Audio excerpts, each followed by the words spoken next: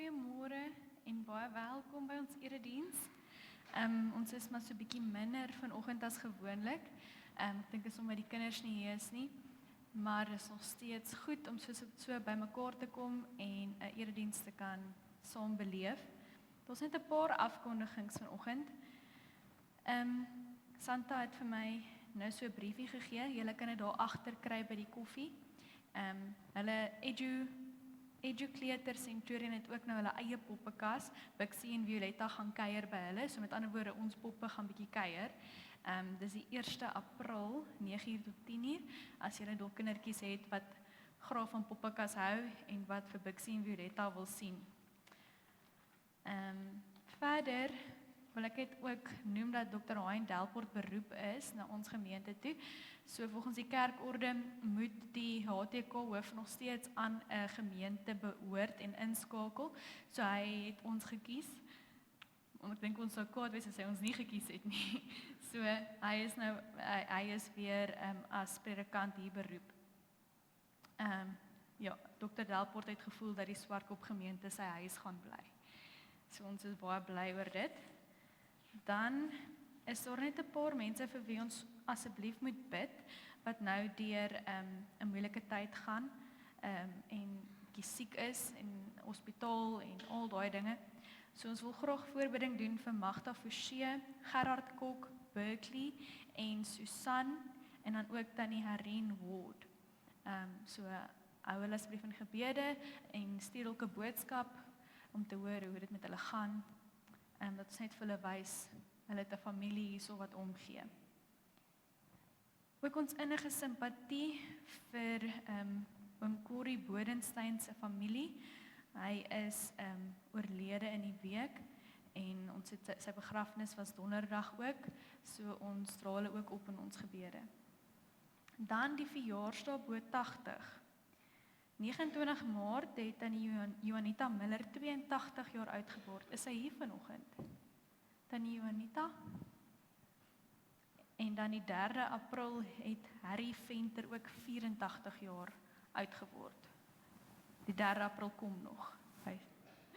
Oom Harry, is hy hier so vanoggend? Alright. Maar baie geluk vir hulle en ons hoop hulle het 'n geseënde lewensjaar. Dan ons dagboek hierdie week, Goeie Vrydag lê nou voor, die 3 April, daar's ook 'n nagmaal dan. En 12 April is daar ringsvergadering hierso en dan op dieselfde dag is daar nou ook poppekas. Ek dink dit is dit. Dan wil ek ook net vinnig vra by wys van hande, wie is op die community groep? Op die WhatsApp community? Eintlik, ek dink ek moes ook eerder gevra het wie is nie op die WhatsApp community nie. So ons het besluit om die communities te begin omdat ons so baie mense met WhatsApp moet bereik. So die communities maak dit makliker. Maar ons wou dit stelselmatig doen. Dat daar nog steeds die broadcast message van die kerk is, die kerk se WhatsApp. En dan die communities en die mense stelselmatig oorgaan, maar nou het WhatsApp ons afgeskop van die broadcast message, so nou kan ons nie meer daai boodskappe stuur nie. So nou is dit so half dringend dat mense op die community moet gaan om inligting te ontvang. En andersins, want ons het nou ook baie materiaal uitbeplan vir die Paasfees, die lydingstyd, weeklikse video's wat moet uitgaan. En as mense nou nie mense kan dit nou nie meer WhatsApp nie. So ek is na die diens hier in die koffiekuier area. As jy graag op die community wil kom en jy is nog nie, kom na my toe, dan help ek jou met jou selfoon en ons gaan gou en ons kyk of ons jou op die community ge-add kan kry. En dan sal jy dan ook al die inligting ontvang. Dis nou 'n groot gemors eintlik. Dis nou eintlik nie 'n lekker storie nie, maar WhatsApp het nou hierdie snaakse ding gedoen en ons moet nou maar aanpas en oorkom. So ek vra vir julle asseblief, as julle op die communities kan opklim, asseblief doen. Dit is dan nou al ons afkondigings van vanoggend. Kom ons staan en dan sing ons 'n toetrede lied, lied 528 vers 1 tot 3.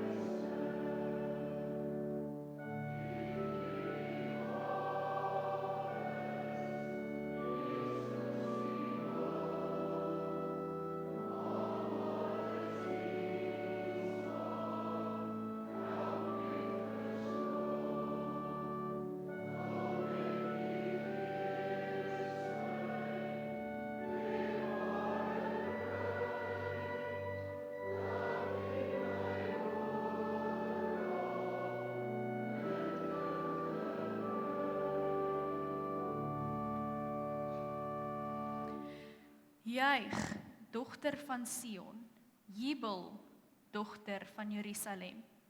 Kyk, jou koning kom na jou toe. Hy is regverdig en die oorwinnaar. Hy is nederig en ry op 'n donkie, op die hingsvul van 'n donker merrie. Genade en vrede vir julle van God ons Vader, van Jesus Christus die Here en van die Heilige Gees. Amen.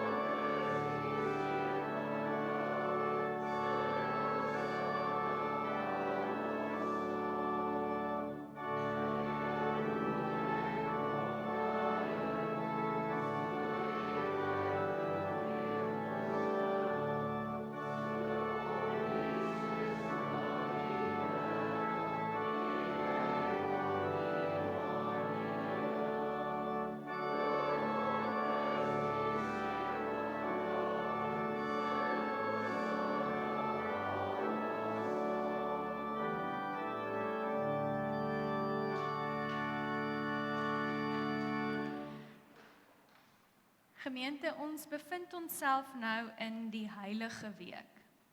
En die Heilige Week begin met Palmsondag en dit eindig met Paassondag. En vandag vier ons Palmsondag, die eerste dag van die Heilige Week. En op Palmsondag herdenk ons Jesus se intog in Jerusalem. Die mooi woord daarvoor is 'n prosessie.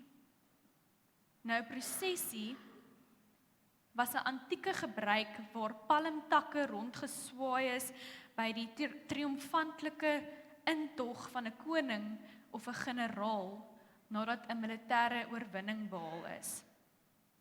So Jesus se intog in Jerusalem word dus vergelyk met so 'n koninklike proses.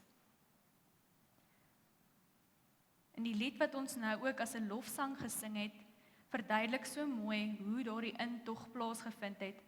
Ek wil net weer vers 2 ook vir julle herhaal. Mense het hul klere juigend voor die meester oopgegooi. Ander het weer palmtakke in die pad voor hom gestrooi. Loof hom, prys die seun van Dawid, sing Hosanna, almal saam. Gemeente, kom ons dit net so, dan bid ons.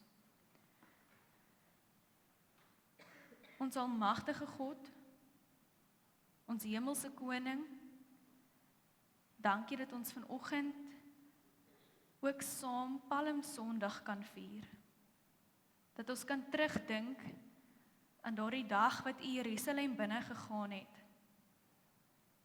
En hoe die mense U ontvang het as koning, as verlosser, as redder. En Here, U het op daardie stadium nie 'n militêre oorwinning gehad nie. U was op pad na die dood. U het oorwinning behaal juis deur te sterf. En Here, daarom sê ons vir U dankie. Dankie dat U ons koning is. Dankie dat U 'n koning is, maar nie soos 'n aardse koning nie. 'n Koning van vrede, 'n koning van geregtigheid. U is 'n koning wat wil sien dat al U kinders gelukkig en vrede het. En Here, daarom kom ons so saam as 'n gemeente en ons sê vir U dankie en ons vra U om ons te begelei deur hierdie erediens. Gee dat ons U stem sal hoor praat met ons deur die woord en dat ons hierdie heilige week saam met u op reis sal gaan, Maandag tot Sondag, en aan ons lywe en aan ons siele sal voel wat u gevoel het, en dat ons in u skoene sal plaas, en sal besef die opoffering wat u vir ons gemaak het. Ek vra nie dat ons dit verdien nie, Here, maar in u genade alleen. Amen. So gemeente, ons skriflesing vanoggend is Markus 11 vers 12 tot 22, en dit is die gedeelte direk na Jesus se intog in Jerusalem. So kronologies vind dit die dag na die intog plaas, wat dan nou die maandag is, met ander woorde môre. So die skriflesing wat ons vanoggend lees, het dan nou môre die maandag in die heilige week gebeur. Die opskrif is die vervloeking van die vyeboom. Ons lees daar vanaf vers 12. Toe hulle die volgende dag van Betanië af vertrek, het hy, dis nou Jesus, hongerig geword. Hy het van ver af 'n vyeboom met blare gesien en gaan kyk of hy nie miskien iets daaraan sou vind nie. En toe hy by die boom kom, het hy niks gevind nie, net blare, want dit was nie tyd vir vye nie. Hy sê toe vir die vyeboom, mag niemand tot in ewigheid ooit weer 'n vrug van jou af eet nie. En sy disippels het dit gehoor. Die reiniging van die tempel. Hulle het in Jerusalem aangekom. Jesus het deur die tempelterrein binne gegaan en die mense wat op die tempelterrein aan die koop en verkoop was, begin uitjaag. Hy het ook die tafels van die geldwisselaars en die stoele van die duiweverkopers omgegooi en niemand toegelaat om enige voorwerp oor die tempelterrein te dra nie. Hy het hulle geleer en gesê, staan daar nie geskrywe nie, my huis sal 'n huis van gebed vir al die nasies genoem word. Maar julle het daarvan 'n rowersspelonk gemaak. Die leierpriesters en die skrifkenners het dit gehoor en wou hom om die lewe bring, want hulle was bang vir hom, omdat die hele skare verwonderd was oor sy lering. Toe dit aand geword het, het Jesus en sy disippels uit die stad uitgegaan. En toe hulle vroegoggend daar verbygaan, het hulle die vyeboom gesien, verdor tot in sy wortels. Petrus het onthou en hy sê vir hom, Rabbi, kyk, die vyeboom wat u vervloek het, is verdor. Jesus antwoord hulle toe, julle moet geloof in God hê. Ons lees tot sover. Wie 'n kind van God is, luister na die woorde van God. Gemeente, weet julle wat beteken hangry? Ek dink die mans sal presies weet waarvan ek vanoggend praat. Dit is hoe julle vrouens en kinders voel as jy eers 9:00 die aand die vleis op die kole gooi. Hangry is wanneer mens so honger is, jy raak sommer kwaad en beierig. En dis 'n woordspeling tussen die woord angry en hungry. Dan kry jy hangry. Nou as jy so vinnig deur hierdie teksgedeelte lees, kry mens nogal die idee dat Jesus 'n bietjie hangry was.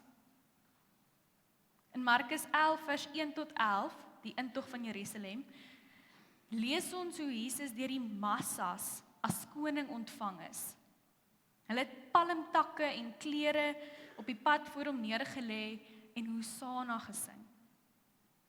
Dis 'n vreugdevolle prentjie van oorwinning en feesviering. En dan lees ons direk daarna in Markus 11 vers 12 tot 22 hoe Jesus die dag na sy intog die vyeboom vervloek en die tempel gereinig het. So hierdie twee gebeure, die intog en die vervloeking, staan nogal in sterk kontras met mekaar. Want die intog is hierdie positiewe toneel, vol blydskap, teenoor die tempelreiniging en die vervloeking wat nogal 'n negatiewe prentjie skep. En selfs in die teologiese kringe word die vervloeking van die vyeboom as een van die vreemdste en mees kontroversiële tekste beskou. Dit val so half buite Jesus se karakter. Dit pas nie in sy persoonlikheid en soos wat ons dit reg deur die evangelies begin verstaan nie. Dit is ook die enigste wonderwerk in die evangelies wat vernietiging bring en nie genesing of nuwe lewe nie. So dit lei dan mens tot die vraag, hoekom het Jesus die vyeboom vervloek? Was hy regtig so honger en teleurgesteld dat die vyeboom nie vrug dra nie? En was die vervloeking 'n regverdige reaksie op hierdie teleurstelling? Nou, om hierdie vraag te beantwoord, moet ons eerstens na die struktuur van hierdie teksgedeelte gaan kyk. En tweedens moet ons die biologie van 'n vyeboom verstaan. So eerstens plaas Markus die tempelreiniging tussen die verhaal van die vyeboom. Dis 'n literêre tegniek wat ons die toebroodjie effek noem. So hy begin met die vervloeking van die vyeboom, dan gaan hy oor na die tempelreiniging en dan beweeg hy weer terug na die vyeboom. So vyeboom is 'n broodjie, tempelreiniging is 'n kasie en die vyeboom is die onderste broodjie. En hierdie tegniek word gebruik om te wys dat hierdie twee gebeure met mekaar verband hou. So die tempelreiniging sluit op 'n manier aan by hierdie vyeboom en dit gee vir ons 'n leidraad oor die betekenis daarvan. Ons het gesê tweedens moet ons na die biologie van 'n vyeboom gaan kyk om te verstaan wat hier aan die gang is. So hoe werk 'n vyeboom? Nou 'n vyeboom maak 'n vrug wat ons nou die vy noem, maar dit is eintlik meer soos 'n vrugpakkie. Die blommetjies sit binnekant die vrug. En 'n vyeboom word bevrug deur 'n vespe. Dis soos 'n tipe perdeby.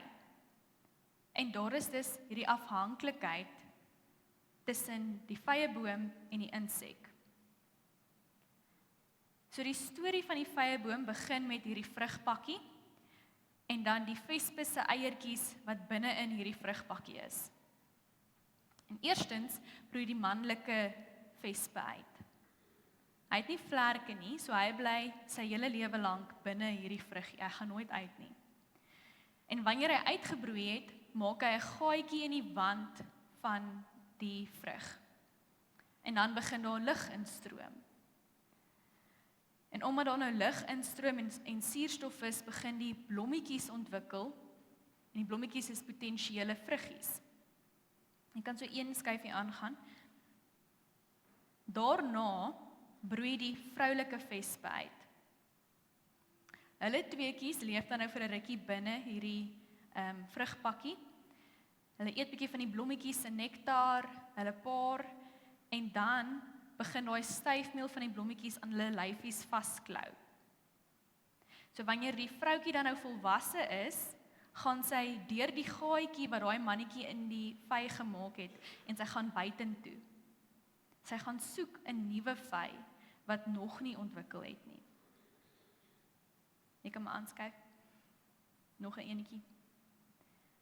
So dit vat gewoonlik 'n paar minute, maar dit is nie daaraan een wat sy buite rondvlieg nie. Sy vlieg dus van die ontwikkelde vy, die ontwikkelde vruggie, na 'n onontwikkelde vruggie.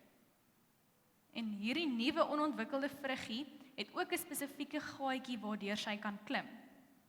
Maar wat dikwels gebeur is, sy moet haarself daardeur forceer en soos wat sy haarself forceer, breek haar vlekkies af of dele van haar lyf verloor sy. En sy het dikwels net genoeg tyd om haar eiertjies te lê en die styfmeel van die ontwikkelde vruggie wat nog op haar lyfie klou te versprei op die nuwe blommetjies. En op so 'n manier bevrug sy dan die blommetjies binne hierdie nuwe vrug. Nou gemeente, wat sal gebeur as hierdie siklus verbreek word? Wat gebeur as hierdie vroulike vespe rondvlieg en daar is nie 'n nuwe vy, 'n nuwe vrug vir haar om binne in te gaan nie? Sy kan nie vir te lank buite oorleef nie, want dit is nie haar wêreld nie. As daar nie 'n vy is nie, gaan sy dood. En as daar nie 'n vespe is, 'n perdebytjie is nie, kan die vyeboom ook nie voortplant nie. So 2 spesies, die vy en die vespe, gaan dan uitsterf. So dis van kardinale belang dat daar wel 'n vruggie is waar sy kan ingaan om haar eiers te gaan lê. En daarom dra meeste vyebome vir lang tydperke aan een vrug. Mens sien nie baie vyebome wat nie vruggies het nie. So as mens hierdie as agtergrond het, maak Jesus se reaksie 'n bietjie meer sin. Want die vyeboom het blare gehad. Met ander woorde, al was dit dalk nog nie die seisoen vir ryp vye nie, was hy veronderstel om al vrugte te dra. En van buitekant af het die vyeboom baie belovend gelyk. Gesond, lewendig, vrugbaar, maar dit het niks gelewer nie. En dit is die probleem. Die boom het 'n verwagting van vrugte geskep wat nie vervul is nie. En op die ou einde het daardie vyeboom nie gedoen wat hy geskep is om te doen nie. En dit is hoekom Jesus die vyeboom vervloek het. Nou, hoe hou dit verband met die tempelreiniging? Gemeente, die tempel was die hart van Israel se godsdiens. En van buite was die tempel baie indrukwekkend. Die stelsels het gefunksioneer, dit was aktief en besig en aan die gang. Maar daar was een ding wat nie teenwoordig was in die tempel nie. Opregte aanbidding. Nou vir Paasfees het ongeveer 200,000 Jode Jerusalem toe gereis om te gaan offer vir Paasfees. Nou dit was meer prakties geweest om eerder daar 'n offerdier te koop as om een saam met jou al die pad saam te reis. Want ook die diere moes skoon en sonder gebrek wees. So dit het meer sin gemaak om by die tempel self 'n dier te koop om te offer. Maar die probleem was dat die tempel 'n reël gehad het wat sê jy kan nie in Romeinse munte diere koop nie. Jy moet tempelmunte gebruik. So jy het nou daar aangekom en dan moes jy jou Romeinse munt omruil vir 'n tempelmunt. En daardie wisselkoers was verskriklik hoog. Dan moet jy nog tempelbelasting ook betaal om daar te kan offer. So die hele stelsel, die stelsel het gewerk, maar dit het uitgebuit. Daar was korrupsie betrokke. Boonop dit het hierdie geldwisselaar en hierdie koop en verkoop van die diere gewoonlik buite die tempel plaasgevind op die Olyfberg. Maar die hoofpriester van daardie tyd, Kajafas, het dit geskuif na die binnehof, die voorhof van die tempel, waar die heidene gewoonlik moes aanbid. En hy het dit gedoen sodat hy die mark kon beheer en sodat hy kon seker maak mense koop by hom, by die tempel offerdiere. So dit was 'n ekonomiese ding gewees. En dit het gemaak dat mense van ander nasies, die heidene nie in die tempel kon aanbid ongesteerd nie. En dis hoekom Jesus ook in ons teksgedeelte sê, my huis is 'n plek waar die nasies moet aanbid. En ongelukkig het die tempelleiers dit verhoed. So dis hoe die tempel en die vyeboom uiteindelik met mekaar verband hou. Die boom sonder vrug is soos die tempel sonder ware opregte aanbidding. En die tempel wys ook vir ons wat verkeerd is met die boom.